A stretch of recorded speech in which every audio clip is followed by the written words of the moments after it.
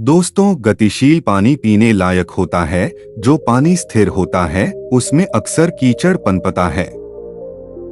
यह लाइनें बहुत महत्वपूर्ण है उन लोगों के लिए जो हमेशा दुखी रहते हैं। चलो इसी बात को हम एक बहुत ही बेहतरीन महान गौतम बुद्ध की कहानी से समझते हैं। यह बात है 563 ईसा पूर्व की, जो वहां गौतम बुद्ध का समय भी कहा जाता है। गौतम बुद्ध हमेशा अलग अलग गांव जाकर वहां के लोगों को जीवन का सच्चा ज्ञान बांटते थे। ऐसे ही किसी गांव में गौतम बुद्ध धर्म सभा लगाकर वहां के लोगों का अज्ञान दूर कर रहे थे। उसी गांव में बहुत निर्धन और दुखी आदमी रहता था, जो इस सभा के बाहर खड़ा होकर बड़े ध्यान से देखता रहता था।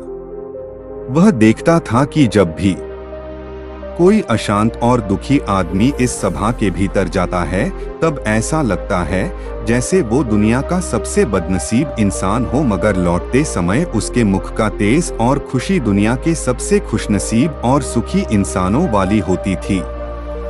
यह सब देखकर वह निर्धन और दुखी आदमी बहुत आश्चर्यचकित होता था और उसके मन में यही ख्याल चलता रहता कि एक बार वह खुद भी अंदर जाकर देखेगा।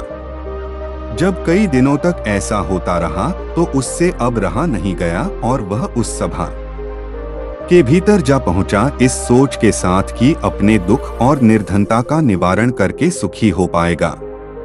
सभा में जाकर उसने देखा कि गांव के कई सारे लोग अपनी अपनी समस्याएं लेकर बारी बारी से भगवान बुद्ध के पास जा रहे थे और अपनी समस्याएं उन्हें बता रहे थे।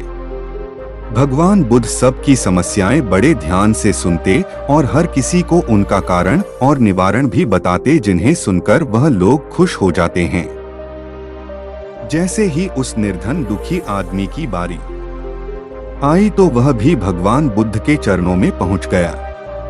उसने अपनी गरीबी और निर्धनता का कारण पूछते हुए भगवान बुद्ध से कहा कि मेरे इस गांव में सभी लोग अमीर हैं, सबके पास बहुत धन है, जिससे वह सुखी भी है। तो भगवान ने मेरे साथ ही ऐसा क्यों किया? मुझे ही इतना निर्धन और गरीब क्यों बनाया? गौतम बुद्ध ने उस व्यक्ति की तरफ देखा और मुस्कुराते हुए कहा, तुमने अपने जीवन में कभी भी किसी को कुछ भी नहीं दिया, इसीलिए तुमने निर्धन और गरीब हो। यह सुनकर उस गरीब को और भी ज्यादा आश्चर्य हुआ। उसने कहा, गुरुजी, आप ये क्या कह रहे हैं? भला मैं किसी को क्या दे सकता हूँ?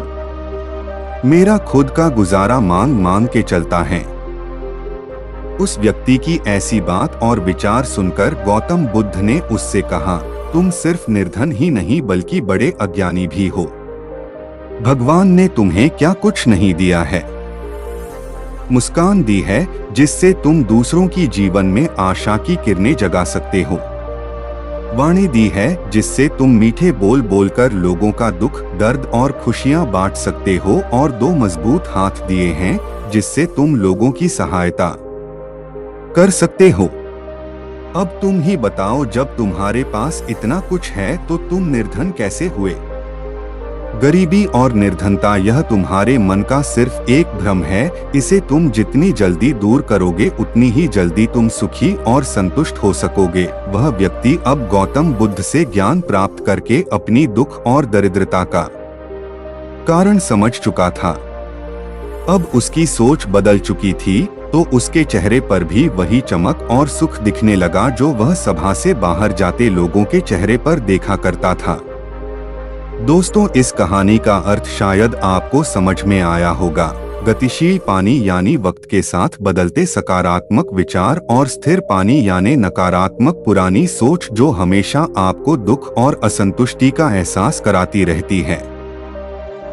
इसीलिए जो विचार हमें दुखी करते हैं, हमें उन्हें बदल देना चाहिए, क्योंकि हो सकता है वह केवल एक भ्रम हो।